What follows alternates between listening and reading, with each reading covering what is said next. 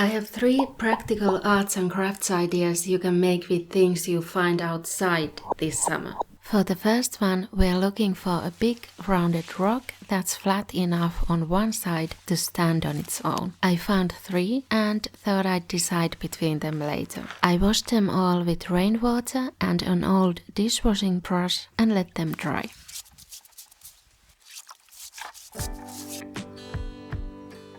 The tall one seemed to stand up the best and I had an idea of what to paint on it, so that's the one I chose. I primed it with gesso before painting and I used clear gesso since I knew I would use the color and the pattern on the rock as part of the painting. I link the supplies below. I am also making a video about whether you need to prime stone before painting, but I'm priming this one to hopefully make the paint coverage better and make it last longer. I did 2 layers with a few hours of drying time in between and then I started painting the next day. I thought this rock looked like an owl, so that's what I'm painting on it. And I first did a sketch with a white colored pencil, which showed up pretty well on the primed stone. I mixed the plus color paints and the Crelando acrylic paints from Lidl into browns, greys and yellows to paint a tawny owl. I was also inspired by these machine embroidery owls we had just seen at the Heinola Art Museum, 2 of which I think were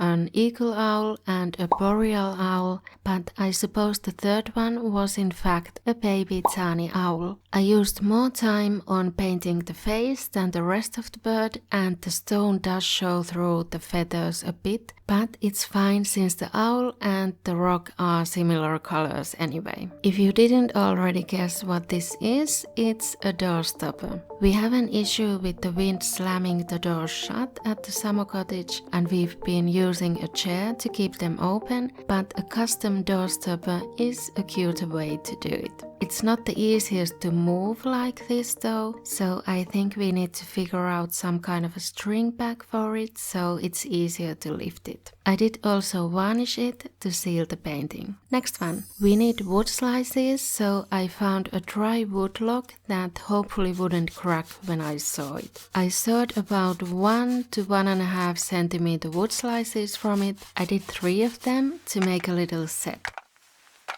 Remove the bark if it comes off easily, and after getting sawdust all over me, I started sanding them with whatever sandpaper I could find. A lower number means it's rough sandpaper and a higher number that it's for fine sanding. I found the green one worked better for this, but if you have different ones, you can start with the rough one and move on to smoothing with the finer one. A chip came off one of the wood slices while sewing, but it's okay. I didn't have protective gear, so I used sunglasses and just put the collar of my jacket up to my nose while sanding, but later on I found a mask that I used. I ended up sewing some more wood slices later and they turned out more even, so I actually used those for this project since it's important that they're as even and flat as possible. I used the first ones for a wood burning video that I posted some weeks ago. If you don't have tools or a place to get these from, but want to do this project, you can also buy wood slices. I'll link some below in the video description. Next, I primed them with the same clear gesso since I want the wood to show through as the background for my paintings. 2 coats, and after letting them dry, I started sketching on them with watercolor pencils. And as you can see, I decided to paint butterflies on them. I went through a list of all finished butterflies and chose ones with the most striking colors or interesting contrasted patterns. Right away, I could tell that painting on this wood made the paintings look softer, a little blurry, maybe because the wood is so porous even after priming. Maybe if you sanded it after the first gesso layer, it would turn out smoother and you could do a sharper, more detailed painting. But I do like this softer blended look,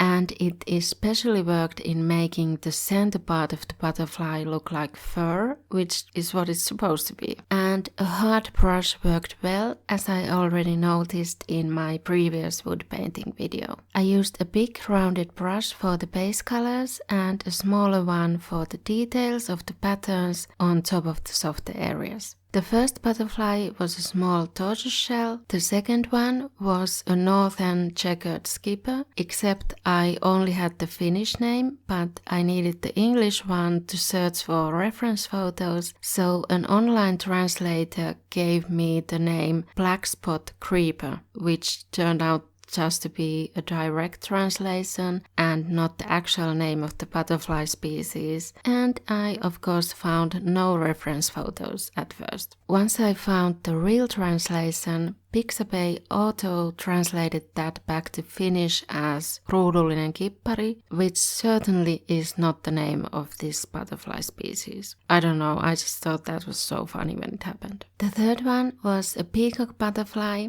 I did varnish these two to make the paintings more durable. And they are coasters. That's why it was so important to make them even so the glass or cup doesn't fall off. Number 3. While sanding the wood slices, I found this driftwood or dried up part of a spruce or pine tree that I thought would work for the next project. I wanted something with a flat bottom so it could stand up. The bark has already partly come off, but I'll pick off the last pieces and the sandpaper helps in getting the rest of them off. I didn't want to wet this to wash it, so I used sandpaper to clean it instead. I thought some of the branches were a little too long for this project, so I sawed or broke a few of them and then sanded the cut branches to blunt them down a little because I feel like the sharp points might be kind of dangerous. I also found these smaller sticks that could work for an alternative, easier version of this one.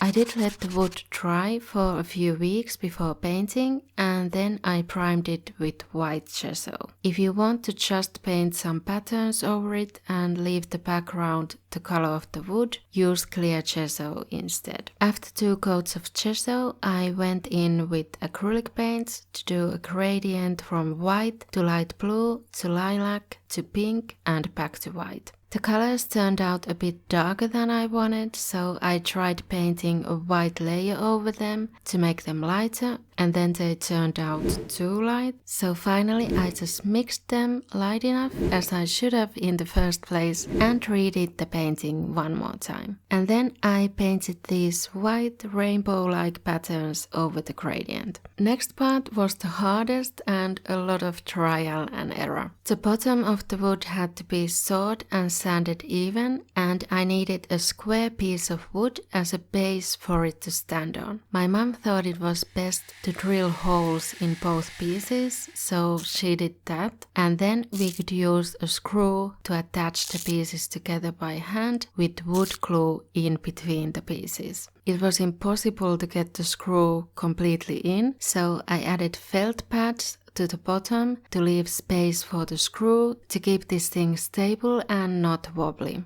The drilling and all made the wood crack a bit more than it had already, so I filled the cracks with wood filler, let it dry for an hour and then painted the base white with 3 coats of gesso. And here's how it turned out. It's a jewelry stand. I wanted to make it work with the light blue wall and contrast with my mostly brown and dark colored necklaces, but still look kind of cohesive with the boho pattern. For an easier version, just use something like these sticks and tie a string on each end and hang it on the wall. You may have noticed I used pieces of trash while painting some of the items. Here's a video listing 7 ways you can use waste as art supplies or to organize your art supplies. See you there!